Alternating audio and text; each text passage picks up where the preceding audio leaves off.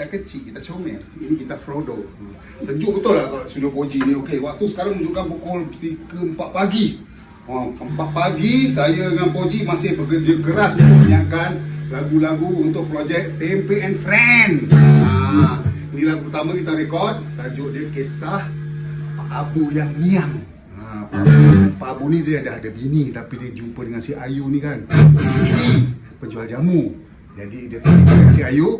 So lagu ni, konsep Tempe ni konsep jenaka, komedi metal. Ini adalah lagu pertama kami. So saya dah habis dah masuk bass. Drama Wak Tempe dah masuk drum semalam. Saya pun dah masuk bass siang tadi. Jadi pagi-pagi saya kerah Poji untuk masuk gitar. Gitar Kisah Pak Abu. Kisah Pak Abu ke nasib Pak Abu ke apa-apa je Ji. Yang penting saya pun dah masuk vocal guide. Bass saya dah settle. Drama Tempe pun dah settle. Jom hari ni giliran Poji masuk gitar dengan gitar Fender. Baru nak cari lagu mah. Baru nak cari lagu. So try. Okay.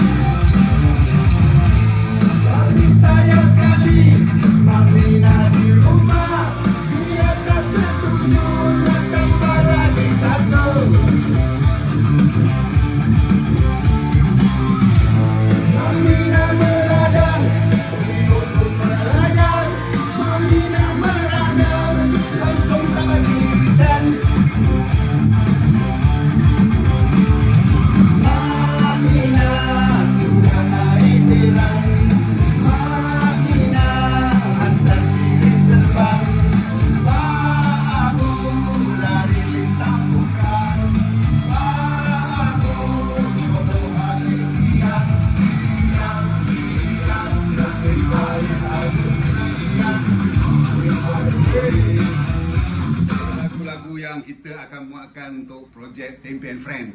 Ini single pertama kita record. Ini lagu untuk Brother Afiq Afan. So sekarang ni ada berapa orang ni? Dah ada 11 orang Ya. Saya pun dah siapkan 11 lagu. Ini adalah lagu pertama kami record. Jadi masih terbuka untuk berapa peserta lagi? Kita nak cari 20 peserta. Untuk join dengan kita orang. Tempe featuring korang. Ini Tempe featuring Afiq Afan. Ini adalah Afiq Afan. So boleh DM Brother Poji. Lagu-lagu pun kita siapkan lagu memang semua sempoi-sempoi. Apa lagu fast semua? Lagu fast semua. Ini konsep komedi metal. Jadi nanti kita buat ini ujung tahun kita buat konsert di Hard Rock Cafe. Okey. Steady boleh Ya, steady. Hari ni giliran kau masuk gitar. Waduh.